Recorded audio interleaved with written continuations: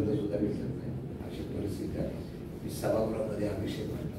सभागृहामध्ये उदय सामंत होते, मी राज्याचे उपमुख्यमंत्री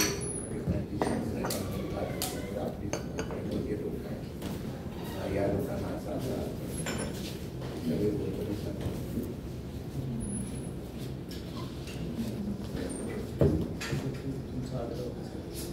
आमचं म्हणणं होतं देशमुख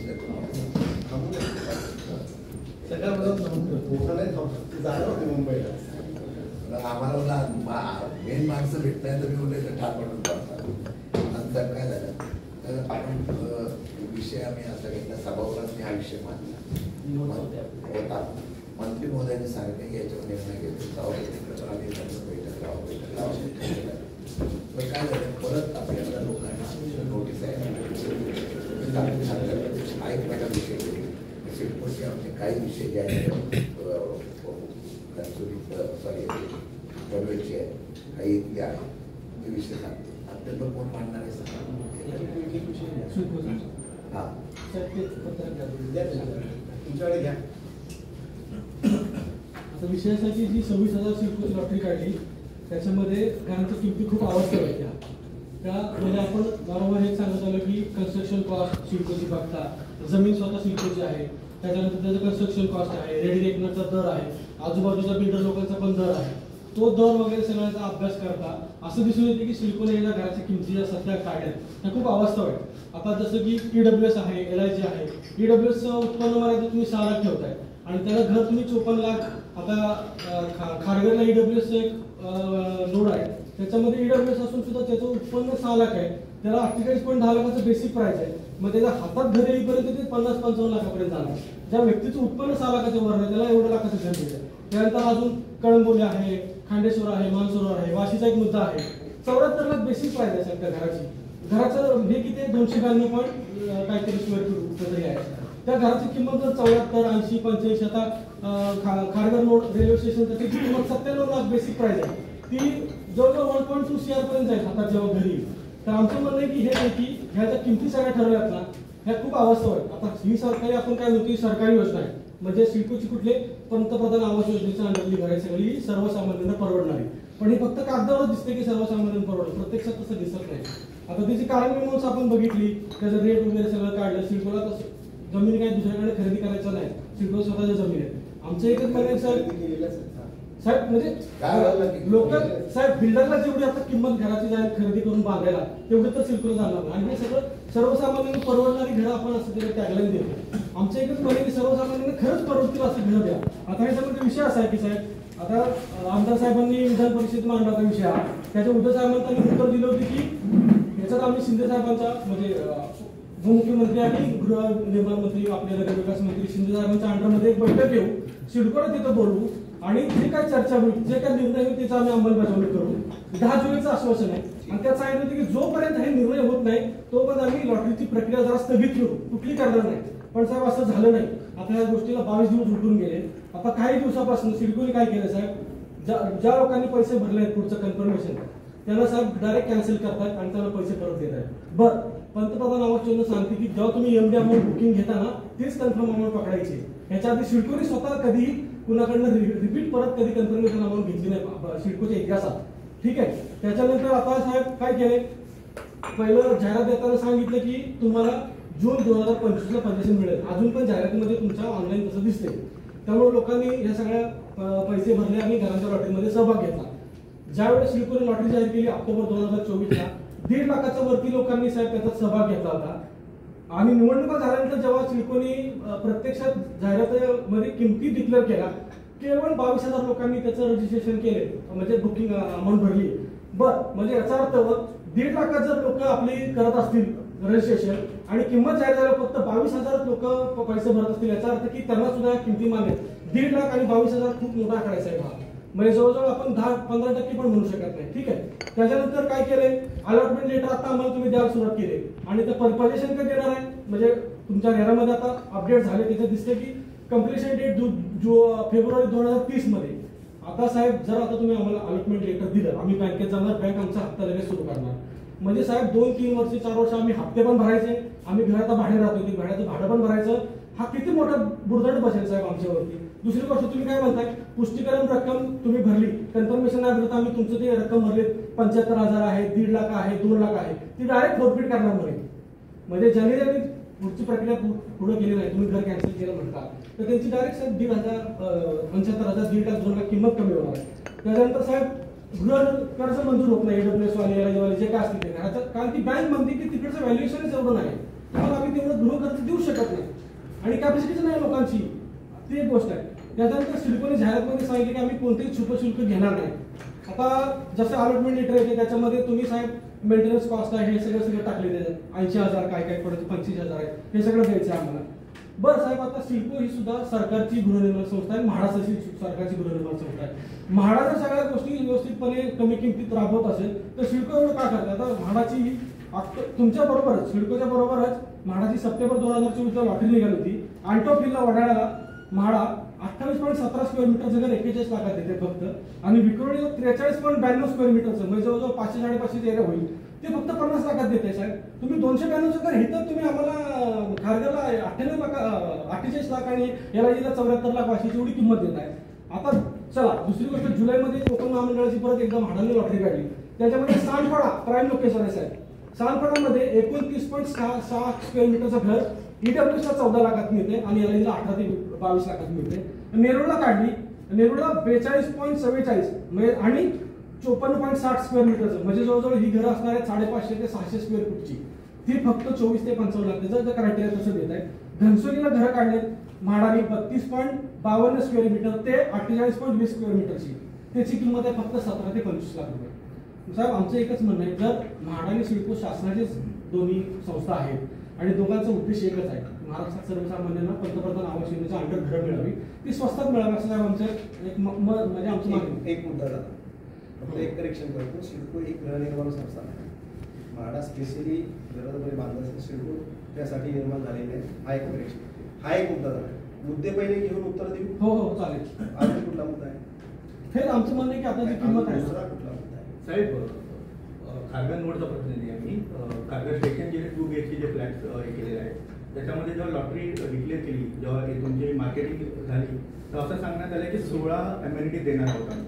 त्याच्यामध्ये लिफ्ट आहे, तर तुमच्या आणखी सगळे काही अम्युनिटीज आहेत, लिस्टेड आहेत, पार्क आहे वगैरे. आता लॉटरी डिक्लेअर झाली तेव्हा पण प्राईस 97 बेसिक कॉस्ट सांगितलेली, ज्याचा अलॉटमेंट मला आलेला आहे. सर्वसामान्यांची किंमत आहे 1,15 लाख, हे माझं अलॉटमेंट त्याची कॉस्ट आहे. ठीक आहे, आम्ही त्याच्यावरती तुमच्या प्रतिनिधींची कम्युनिकेशन केलं, तर त्यामुळे असं सांगितलं की नाही स्टेशनच्या बाजूला आहे, परत आम्ही ह्या अम्युनिटीज देतो, अम्युनिटीचे पैसे आहेत. पण आता कन्फर्मेशन भरल्यानंतर तुमचा एक लेआउट प्रसिद्ध झालेला आहे तुमच्या साईडवरती, त्याच्यामध्ये फक्त 6 अम्युनिटी देऊ केलेले आहेत. पण तुम्ही जे कॉस्टिंग आम्हाला लावलेली आहे ते कोणत्या गोष्टी आहे. दुसरी गोष्ट जे अम्युनिटीजमध्ये आम्ही असं पॉईंट आम्हाला सांगण्यात आलं की 5 लिफ्ट देणार आहे, त्याच्याबद्दली 3च लिफ्ट आता देऊ केलेले आहेत. तर आम्ही याच्यावरती एक्सप्लेनेशन नाही केलं, आधी तुम्ही 5 म्हणून 3 देऊ केले आहेत. त्याच्यावरती तुमच्या आमच्याकडे ईमेल्स आहेत की तेवढे सफिशियंट आहे. तर हे डिसिजन कोणी घेतलं, म्हणजे ते 1803 फ्लॅट आहेत त्या ह्याच्यामध्ये, एका बिल्डिंगमध्ये 15 माळ्याचे 8 फ्लॅट म्हणजे 120 फ्लॅट आहेत. 120 म्हणेल मी तर 4 पर्सन पर फॅमिली पकडले तर जवळजवळ 480 लोक होतात. करेक्ट, त्याच्यासाठी 2 लिफ्ट सर्वात प्रथम तर ज्यांनी रिअलिस्टिक विचार केलेला आहे की सफिशियंट आहे तर सफिशियंट नाही, कारण की आम्ही एवढे पे करणार आहोत तर आमची सेफ्टी नाही आहे तिथे. ते 15 जर इमर्जन्सी आली त्या तिथे 15 माळ्याचं जे कुटुंब आहे ते विध्वस्त होणार आहे. मी सरळ स्पष्ट करतो, तिथे तुम्ही आमच्या हेल्थची ठेवताय सिडको अप्रत्यक्षरित्या, त्याच्यावरती काय करावं. कमर्शियल तर आहेत आमच्या मागण्या की म्हणजे सर्वांचे रास्त असं, आणि जे तुम्ही काही हे घेतलेले आहेत की म्हणजे काही लोकांना डिबार केलेलं आहे, कन्फर्मेशन अमाऊंट भरली आहे, त्यांना पुन्हा कन्सिडर करावं की आमची हे आहे. याच्यामध्ये मला एक अजून थोडंसं मी बोलतो, आपण जी लॉटरी काढली अफोर्डेबल आर्थिकदृष्ट्या मागास आणि अल्प उत्पन्न गटासाठी, साहेब ह्याच्यासाठी आर्थिकदृष्ट्या दुर्बळ घटकांना 3 ते 6 लाखाची उत्पन्न मर्यादा ठेवली.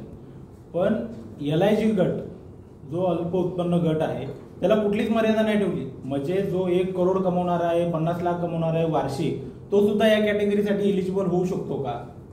आपण त्याच्यामध्ये कुठलीच कॅपिंग नाही लावलेली. मग ती योजना ही LIG घटकांसाठी आहे का हे याच्यावरून सिद्ध होत नाही, पहिली गोष्ट. दुसरी गोष्ट, वाशी जो नोड आहे 292 स्क्वेअर फूटचं मार्केट एरिया पण क्रॉस केला. मार्केट जो प्राइस आहे घरांची ती सुद्धा सिडकोने क्रॉस केली. 74 लाखात घरं. लोकांना त्या ठिकाणी ती परवडणारी आहेत का? आज बँकेमधून त्या लोकांना कर्ज उपलब्ध होत नाही. बँकेमधून लांब राहिलो, कुठूनही फायनान्स कंपनी एखादी अरेंज कर. पण साहेब, आज जो तरुण पिढी आहे, जी युवा पिढी आहे, ती हे घर घेऊन पुढचे पूर्ण भविष्य आहे ना, त्या घराच्या कर्जाच्या बोजाखाली जाणार आहे.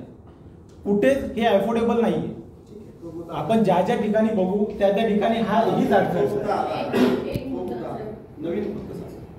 12.5% आता आपण तुम्ही जे इरादा पत्र दिले त्याच्यामध्ये अतिक्रमित जागा CRZ मध्ये असलेल्या जागा तुम्ही त्याच्यावर इरादा पत्रावर दिले.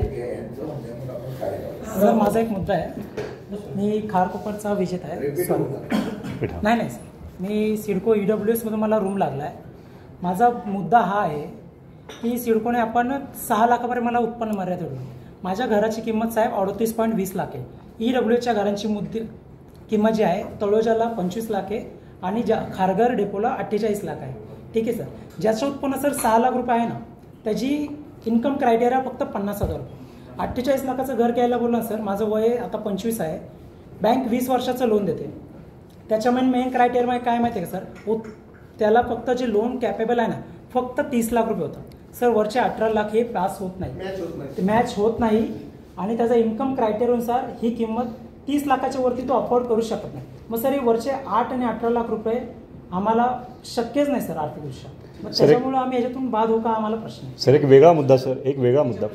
जी पैशांचा नाही, एक वेगळा मुद्दा हा आहे सिडकोशी रिलेटेड. सर, हे एवढे प्रतिनिधी बसलो, सगळे यंग दिसत आहेत सर तुम्हाला. आम्ही आमचं भविष्य घडवायला बघतो आहे. सिडको ही प्रायव्हेट कंपनी एवढे रेट घेत आहेत. आज जर मी तेवढे पैसे भरले असते, एखादा बिल्डर समोर येऊन आम्हाला उत्तर दिलं असतं या गोष्टींचं. आज आम्ही कम्युनिकेशन करायचा प्रयत्न करतो, सिडकोशी ऑफिसमध्ये जातो, कुठलंही अधिकारी आम्हाला त्या लेवलनी कम्युनिकेट करत नाहीत.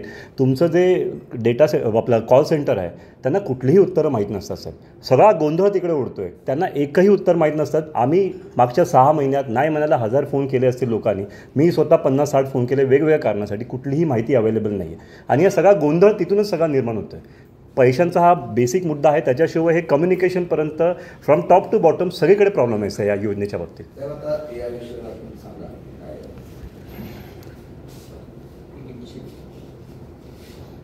जे आमच्या पॉलिसी आहे, सिडको आज पहिल्यांदा बंदी काढते. त्याच्यापूर्वी सुद्धा आपल्याला माहिती आहे की 3 लाख घरांचे गुण झाले आहेत. आणि जेव्हा आम्ही घरे काढतो त्याची पॉलिसी आहे प्राइसिंग कशी करायची. जमिनीची किमतीचा बद्दल बोलत आहे की जमिनी एकतर म्हाडाला जमीन मोफत मिळते.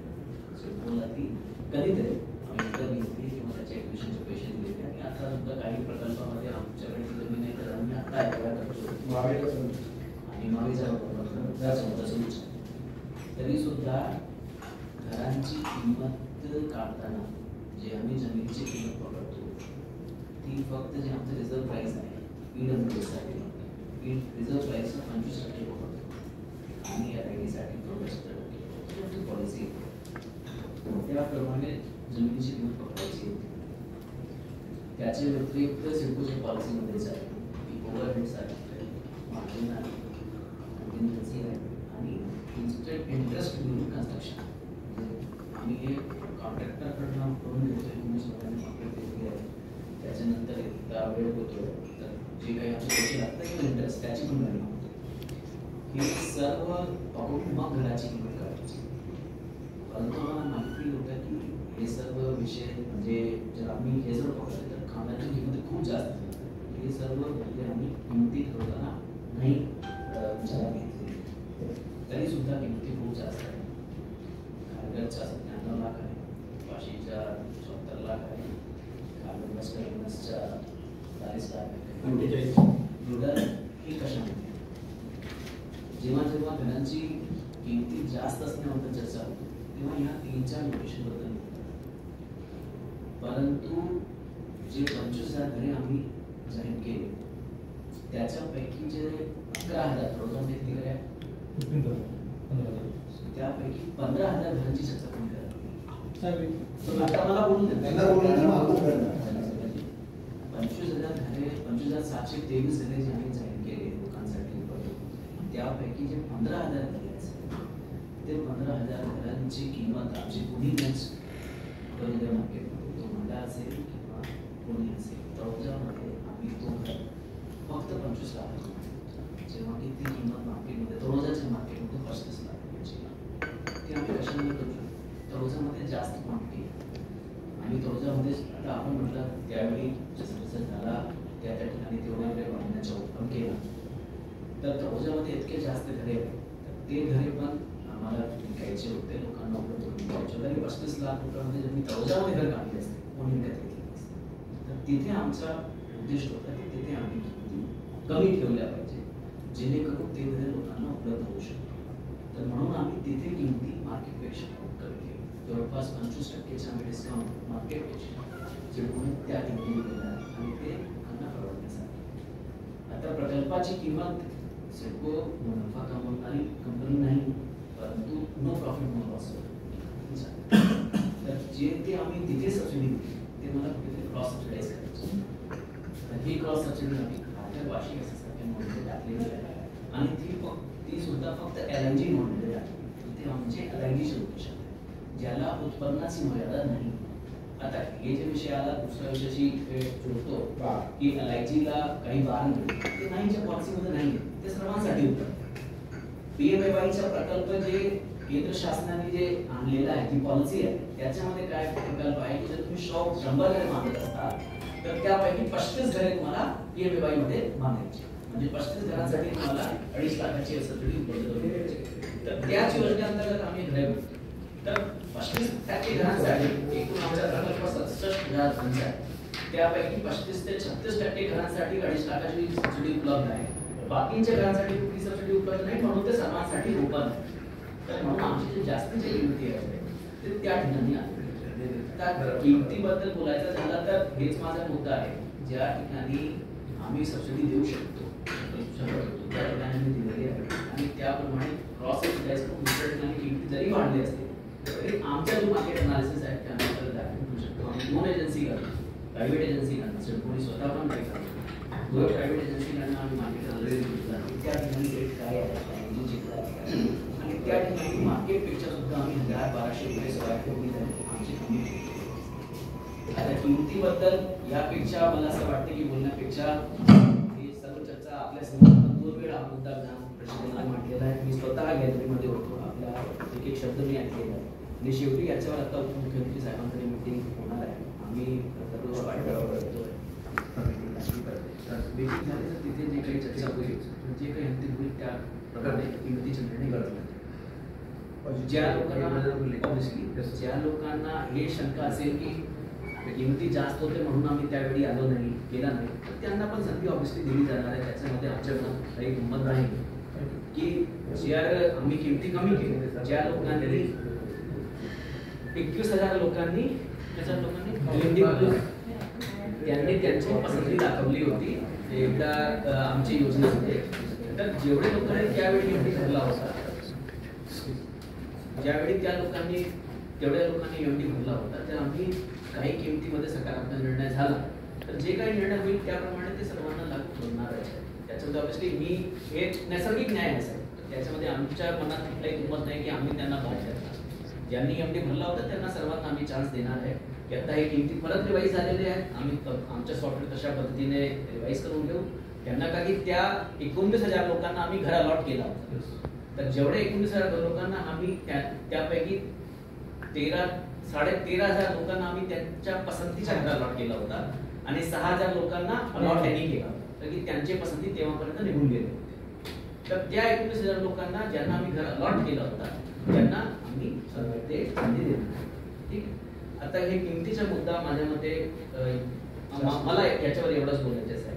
त्याच्या व्यतिरिक्त दुसरे विषय आहे की परतफेडचा मी सांगितला, पंतप्रधान आवास योजनाचे घरे जे सगळे मुद्दा म्हणतात त्याला ते EWS वेगळा आहे. 15,000 EWS किती घरे आपले 25,000 पैकी 13,000 घरे आमची EWS आहे, बाकीचे घरे आमचे LIGचे आहे. तर त्याप्रमाणेच त्याच्या विभागणी आहे की LIGच्या घरांना कुठलीही प्रकारची मर्यादा नाही. त्याच्यानंतर कन्फर्मेशन अमाऊंटचा जो विषय आहे हे थोडासा समजून घेण्याचा विषय आहे. आम्ही का हे विषय हे दोघांच्या फायद्यासाठी. EMD भरली लोकांनी, मी त्यांना लेटर ऑफ इंटेंट दिलं. त्याच्यानंतर यापूर्वी लगेच 1 महिन्याने किस्त सुरू करायची की आता EMD भरला तुम्ही, 1 महिन्यात तुमची किस्त आम्ही तुम्हाला बांधून दिली आहे. 6 किस्तमध्ये आम्ही बांधून देतो, जे काही आमच्या पोझिशन डेट असतो त्या बरोबर. तर 1 महिन्याने पहिली किस्त त्यांना एक देणे भाग पडतं आणि जर ते नाही दिली तर DPC लागतो. DPC सुरू. तर 1 महिन्याच्या आत त्यांना तेवढा रक्कम गोळा करायचा आणि आमच्याकडे किस्त करायची. आता आम्ही अंतिम किस्त किमान तरी 25 लाखाच्या घरासाठी 3 ते 4 लाखाची राहणार आहे. मोठ्या घरांसाठी त्याप्रमाणे ते वाढत जाणार आहे, कारण की आम्ही समप्रमाणात त्याला वाढवून देतो. आम्ही जे कन्फर्मेशन अमाऊंट घेतला ते EMDचे बरोबरच घेतलं. EWSच्या 75,000 आहे, 75,000 घेतला. LIGच्या 1.5 लाख आहे तर 1.5 लाख आहे. तर तुम्हाला 1 महिन्याच्या आत 4 लाख, 6 लाख, 8 लाख रुपये नाही भरायचे. तुम्हाला फक्त 75,000 किंवा 1.5 लाख रुपये भरायचे. आणि त्याच्यानंतर परत तुम्हाला वेळ आहे. आता यामध्ये जे काही लेनदेन काढणारी या कन्फर्मेशन अमाऊंटसाठी आम्ही एकूण 2 महिन्याचा वेळ आम्ही दिला. तर लोकांना एकूण 2 महिन्याचा वेळ होता हे 75,000 रुपये भरायला सुद्धा. आणि त्याच्यानंतर परत त्यांना 1 महिना मिळालेला आहे. त्यांच्या फायनल पहिल्या किस्त आमच्याकडे. माझ्यासाठी कशा फायद्याचा झाला, आपण सरकारचे भागाचा आहात एका प्रकारे पूर्ण यंत्राचा, की आता हे माझे कस्टमर ओके फिक्स झाले.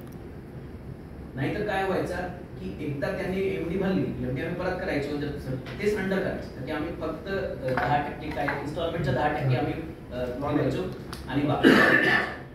तर आता हे माझे कस्टमर पक्के झाले. मला माझे फ्लॅट आता फसून राहणार. मला गॅरंटी आहे की हे आता 8,300चा नंबर आले, आता 8,992चा नंबर आहे. किती नंबर आहे आता? 8,900चे आमचे कन्फर्मेशन अमाऊंट्स आहे. लोक आमच्याकडे पक्के झालेले आहेत. म्हणजे हे पण एक आपण ठीक आहे मान्य करायला नाही करा. एकतर महाराष्ट्रामध्ये 25,000 घरांची एवढी मोठी स्कीम एका सोबत कधीही कोणी करत.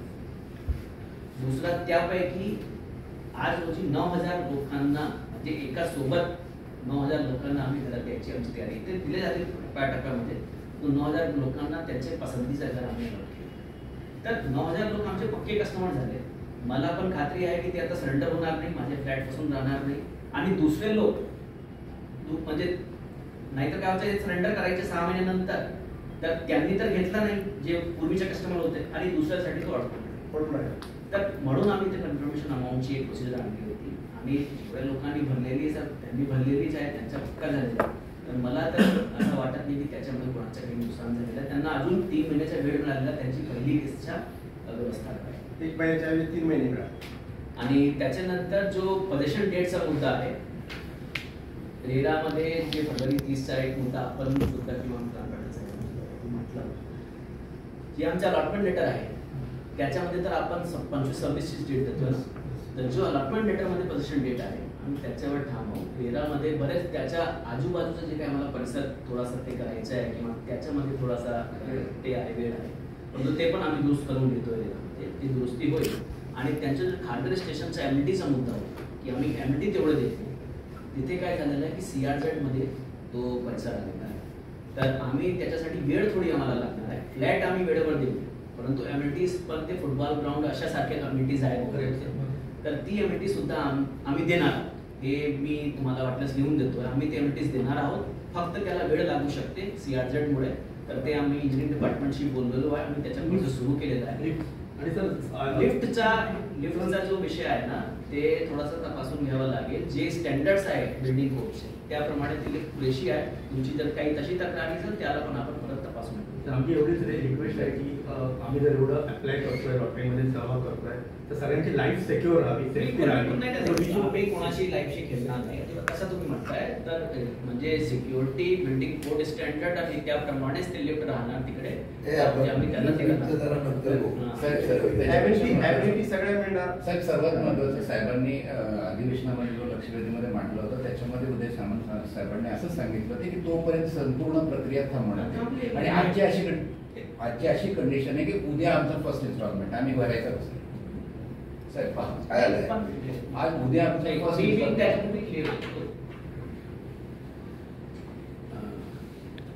आपल्याला काय सांगितलं, जेवढे 19,000 लोकांनी EMD भरला होता त्या सर्वांना कमी किमती लागू.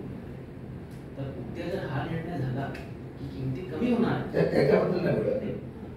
त्याचा विषय असा आहे, दोन मुद्दे आम्हाला बाकी ते व्हॅनिटी वगैरे ते सगळं आपण ठीक आहे, तो विषय नंतर. किंमतीचा विषय मेन आहे.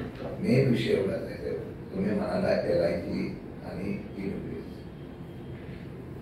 खरी जागा घेताना माझ्याकडे पूर्वीची काही पत्रक आहे, माझ्याकडं आम्ही काही ठिकाणी विरोध केला होता.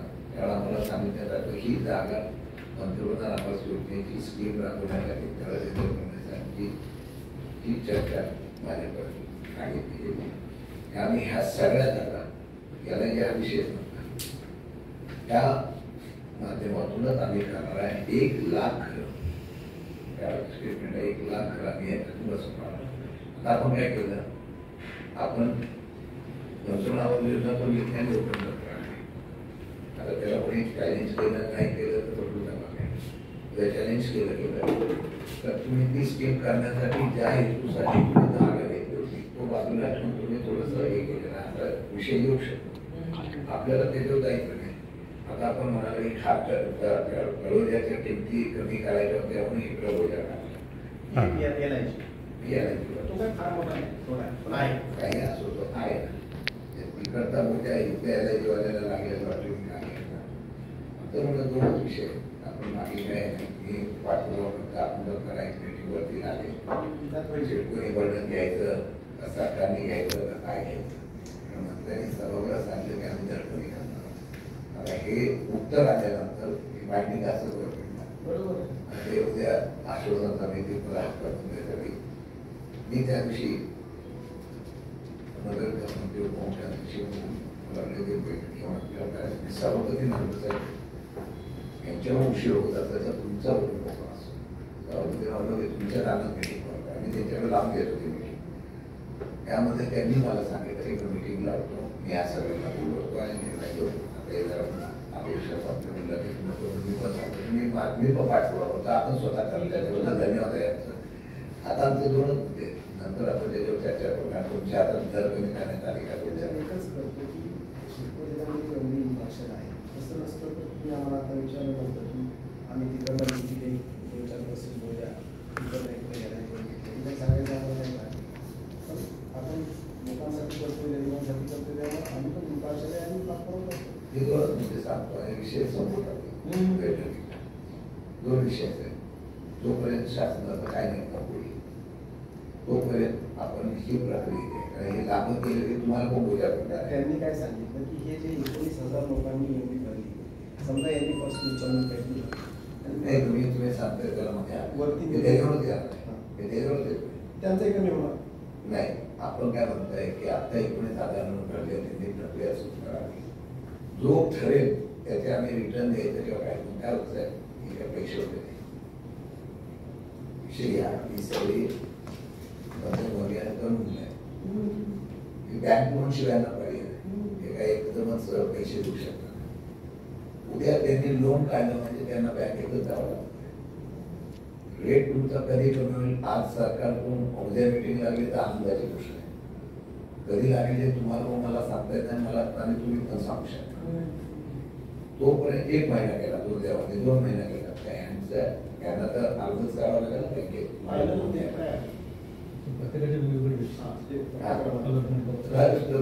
तसंच असतं. मी फाईल सबमिट करतो, अलॉटमेंट परमिट केल्यानंतर बँक येऊन सँक्शन करतं व्हॅल्युएशन आणि मग जसं इन्स्टॉलमेंट लागतं तसं बँक ते रिलीव्ह करत असतं. एकदमच पैसे देत नाही. म्हणजे मला जर 55 लाख द्यायचे असेल तर तेवढं जसं सिडकोला लागतं तसं देत जाणार आहे. आमचं म्हणणं एवढंच आहे की आपण थोडंसं ही प्रक्रिया थांबवली. हे पण प्रयत्न करतो आपण तो करा. त्याच्या पुढच्या मर्म घेऊन आपण सांगावरती ते ॲग्रेसिव्ह आहेत तर लोकल मिटिंग लावावी. मी पण प्रयत्न करतो आणि मी सर्व बोलतो की आपलं तत्काळ मिटिंग लावतो. माझं म्हणणं आहे तोपर्यंत ही प्रक्रिया थोडी थांबूया आणि ही प्रक्रिया थांबवून आपण मग जो काय निर्णय होईल शासनाचा तो इम्प्लिमेंट करून टाकूया. आज काय म्हणणार जे काही कमी होईल 10 रुपये समजा 100 रुपये 5 रुपये तर जे पहिला इन्स्टॉलमेंट थोडासा जास्तीचे होईल परंतु मोठा त्याला मी तर याला काय होईल? मी सांगतो त्यांनी काय होईल, तुमचं उद्देश चांगला आहे, तुम्ही सांगायला त्या लोकांनी पैसे भरले मी यांना काय करायचं ते मला नाही होते. आता काय बोललं की 22,000 19,000 लोकांनी ते ऍक्सेप्ट केलेलं आहे. आमचं म्हणणं असं आहे की आपण निस्वार्थपणाने सगळेजण त्यांच्या लोकांच्या कशा आहे ना की नाही ते तर मुद्दा सतत कायम राहणार आहे, कारण की आमची प्रक्रिया सुरूच आहे ना. बुकिंग EMD भरली, कन्फर्मेशन अमाऊंट भरला, त्याला तुम्ही ऍक्सेप्ट करताय. तुम्ही एकदा ऍक्सेप्ट केलं तर रेट का कमी करावा? हा समोर तुमच्याकडून येणार, समोरून येणार. लोक पुढचं सेकंड इन्स्टॉलमेंटला पण गदारोळ होणार नाही, साहेब, सगळ्यात महत्त्वाचं टेक्निकल इश्यू असं आहे सर. समजा आता डॉलर ते इन्स्टॉलमेंट मध्ये बदलायचं, महेश 19,000 लोकांनी पैसे ह्यासाठी भरलेच नाही. विषय नाही. मी काय करतो, एक मिनिट सर, आमचं म्हणणं काय, आपण महिन्याच्या आतच महिन्याच्या आतमध्ये तुम्ही मी दोघंही आपण प्रयत्न करू बैठक लावायचा. अत्यावश्यक काय आहे याची पण आम्ही ते काम करतो आणि एकदा ती मीटिंग मंत्रालय स्तरावर होऊ दे.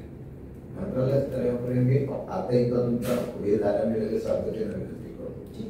आपण पण करा, आपण तोपर्यंत बैठक विचार करतो मी बोलतो जेवढं तुम्ही करा.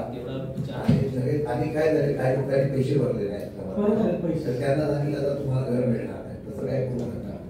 मगाशी सांगितलं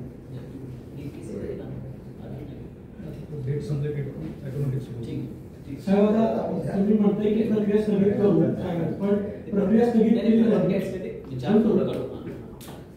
तर लोकांना साहेब बुकिंग कॅन्सल करून पैसे परत दिले मागच्या आता सांगितलं आपण सांगितलेलं आहे, जे लोकांनी भरले नाही त्यांचे बरोबर ती प्रक्रिया सगळे ज्यांची नंबर लागले त्यांच्यावर आपण त्यांना चान्स द्यायचा हे आहे. आपण ठरवू महिनाभराच्या आतच आपण एक बैठक लावायचा प्रयत्न करू आणि ते प्रयत्न झाला की समोर निर्णय झाला त्या विषय संपतो. त्याचा अभ्यास विचार करून घेतो, परंतु जो परिषदेमध्ये थोडी नवीन स्कीम नाही जाहीर करायची, याच्यावर नवीन स्कीम जाहीर करायची, जुन्या रेटवर नवीन स्कीम जाहीर करायची नाही, याला म्हणजे असं आश्वासन होतं की नवीन स्कीम जाहीर प्रक्रिया स्थगित करण्याचं आश्वासन.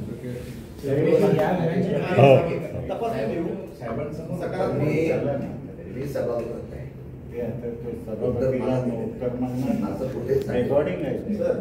मी वाटलं तुम्हाला प्रोसिडिंग लगेच मागून घेतला, तुम्हाला फॉरवर्ड करू. सर हा मुद्द्यावर सकारात्मक दुसरा मुद्दा आपण मी जे आपल्याला सांगितलं की आता आपण 12.5% इरादा जे वाटप केले ते काही CRZ मध्ये आणि काही अतिक्रमित जागे